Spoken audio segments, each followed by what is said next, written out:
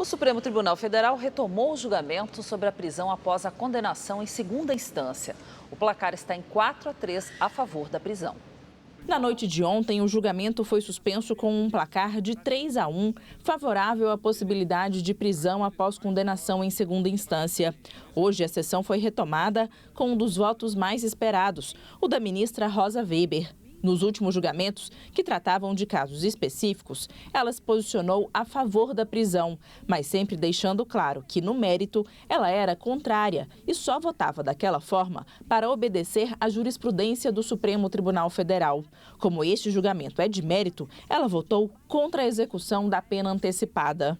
Ao fixar objetivamente o trânsito em julgado, até o trânsito em julgado, como termo final da presunção de inocência, o momento em que passa a ser possível impor ao acusado os efeitos da atribuição da culpa, não me é dado, como intérprete, ler o preceito constitucional pela metade, como se contivesse apenas o princípio genérico da presunção de inocência, ignorando a regra que nele se contém, até o trânsito em julgado. A ministra fez questão de deixar claro que não estava mudando de postura. Não se diga, portanto, que alterei o meu entendimento na oportunidade quanto ao tema de fundo, que hoje volta à análise.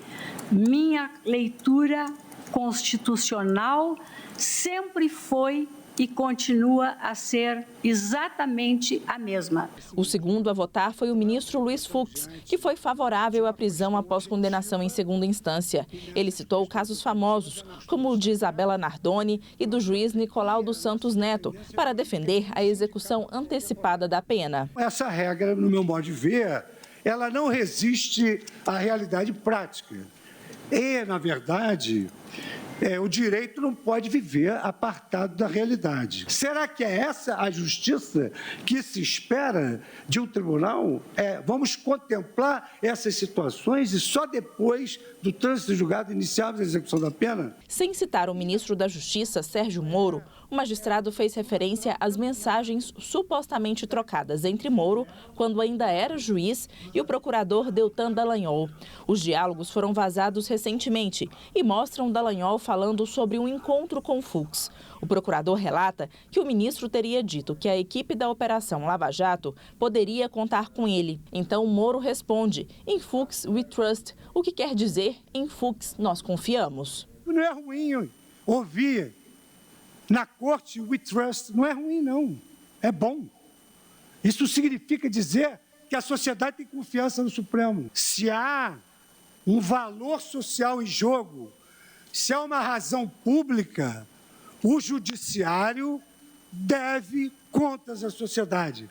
O ministro Ricardo Lewandowski também proferiu o voto e manteve a postura que já vinha adotando, que é contrária à prisão após condenação em segunda instância. A nossa Constituição, convém lembrar, não é uma mera folha de papel que pode ser rasgada sempre que contraria as forças políticas do momento. Ainda faltam 4 ministros para votar e o resultado só deve sair em novembro, já que na próxima semana não haverá sessão do Supremo. Caso a Corte mude de entendimento e passe a ser contrária à prisão após condenação em segunda instância, quase 5 mil presos podem ser libertados, inclusive o ex-presidente Lula. O ministro relator do processo, Marco Aurélio Mello, defendeu que uma eventual mudança não traz prejuízos para a sociedade.